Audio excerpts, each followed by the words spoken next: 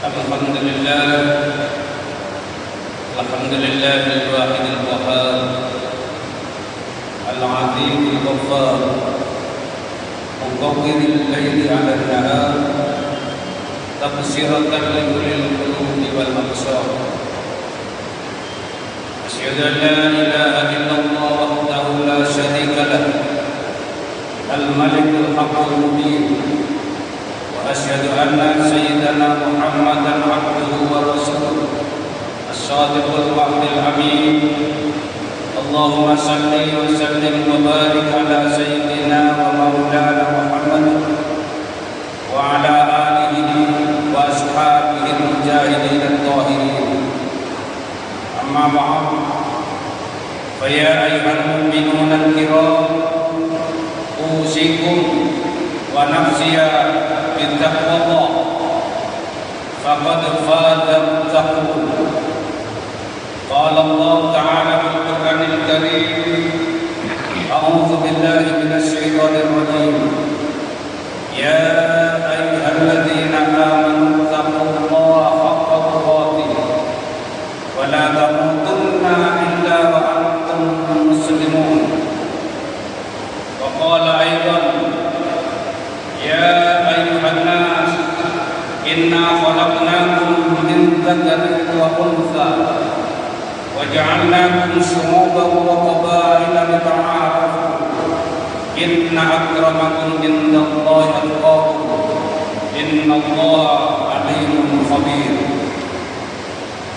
معاشر المسلمين وزمرة المؤمنين، sidang salat Jumat Masjid Agung Syekh Yusuf yang senantiasa dirahmati Allah Subhanahu wa taala. Sebagai khatib, pertama-tama saya berkewajiban untuk menyampaikan pesan atau wasiat kepada seluruh jamaah, terutama kepada diri saya sendiri. Usikum wa nafsiya bittaqwallah. Marilah kita senantiasa meningkatkan ketakwaan kita kepada Allah Subhanahu wa taala dengan cara melaksanakan perintah-perintah Allah sekaligus menjauhi larangannya. Mudah-mudahan dengan ketakwaan ini kita memperoleh bekal yang terbaik dalam perjalanan panjang, baik dalam perspektif keduniaan, kebangsaan maupun kemasyarakatan. Alhamdulillah wa syukurillah, hari ini nikmat Allah Subhanahu wa taala yang dianugerahkan kepada kita terus mengalir, baik keimanan, ketakwaan, kesehatan, kesempatan, keluarga, jabatan, harta, kekeluargaan, dan lain sebagainya. Nikmat Allah ini tidak berkurang. Walaupun bangsa Indonesia, terutama Sulawesi Selatan dan Kabupaten Goa, sampai hari ini kita masih menghadapi di samping COVID-19 juga menghadapi cuaca ekstrim yang luar biasa. Hujan yang turun siang malam, tentu ini banyak hikmahnya. Allah Subhanahu wa taala berfirman di dalam Al-Qur'an, "Wa nazzalna minas samaa'i ma'an mubarakan fa'ambatna bihi jannatin wa hasadal masir." Yang artinya kami turunkan dari langit hujan mubarakan, mudah-mudahan penuh berkah dan manfaat untuk kehidupan kita, untuk tumbuh-tumbuhan, untuk segala kebutuhan kita. Ini manfaat dari hujan. Oleh karena itu para ulama mengajarkan kepada kita, ketika hujan turun, perbanyak doa. Minimal Allahumma sayyiban nafi'ah, Allahumma khawwa laki wala alaina. Ya Allah, turunkan hujan ini, mudah-mudahan bermanfaat di sekeliling kita, wala alaina, dan mudah-mudahan hujan ini tidak menjadi musibah, tidak merusak di lingkungan kita. Amin ya rabbal alamin. Ma'asyiral muslimin wa zumratal mu'minin rahimakumullah. Hari ini kita berada dalam tanggal 21 Januari, bertepatan dengan tanggal 18 Jumadil Akhir 1443. Suasana tahun baru masih terasa. Inna fi ikhtilafil laili wan nahar wa ma khalaqallahu fis samawati wal ardi la ayatin liqaumin yattaqun.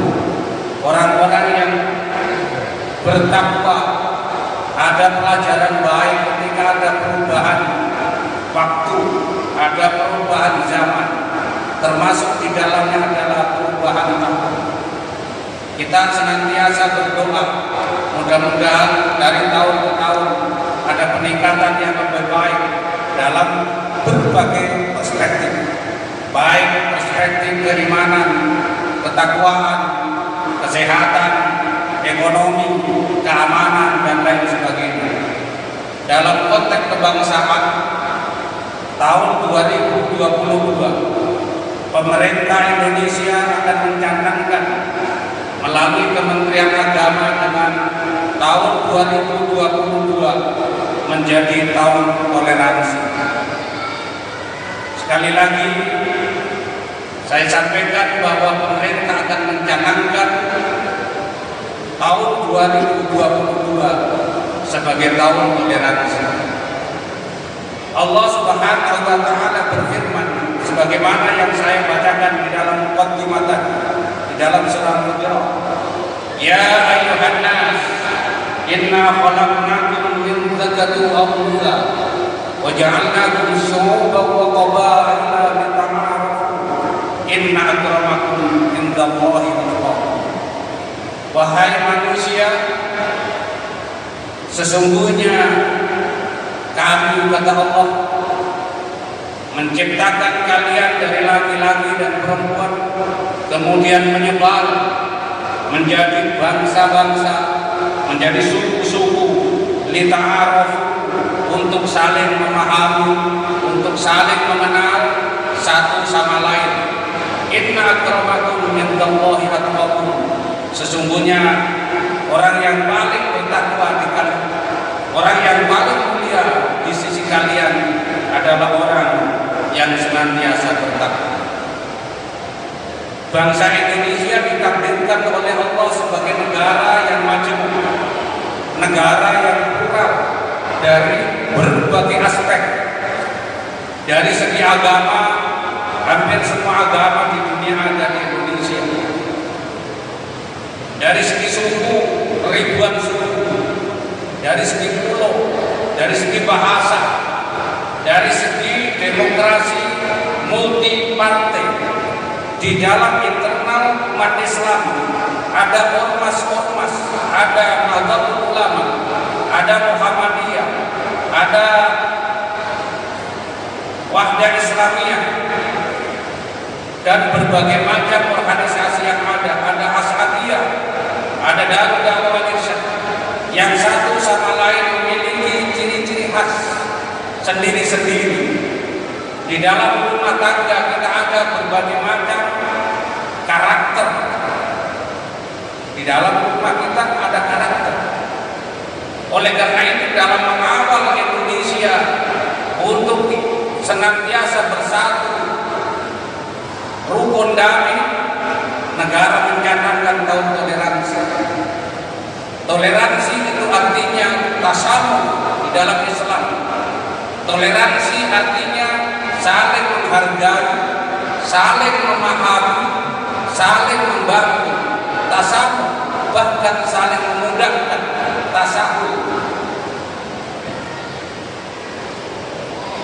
Karena kita ini berbeda dalam berbagai aspek, maka rasa toleransi perlu dipupuk dengan 3 hal.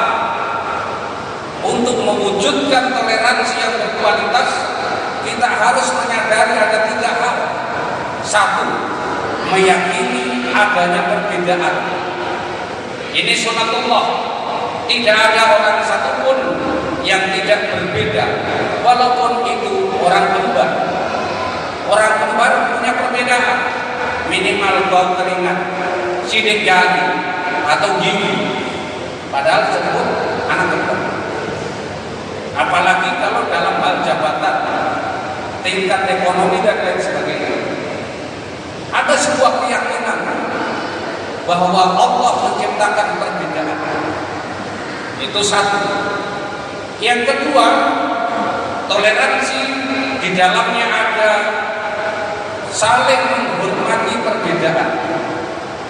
Dalam kultur Bugis Makassar, si pakatau, si pakalebu, si pakarada, patokung dan seterusnya, ini adalah energi positif di dalam rangka untuk mewujudkan saling menghormati satu sama lain, apapun perbedaannya, karena itu adalah sunatullah.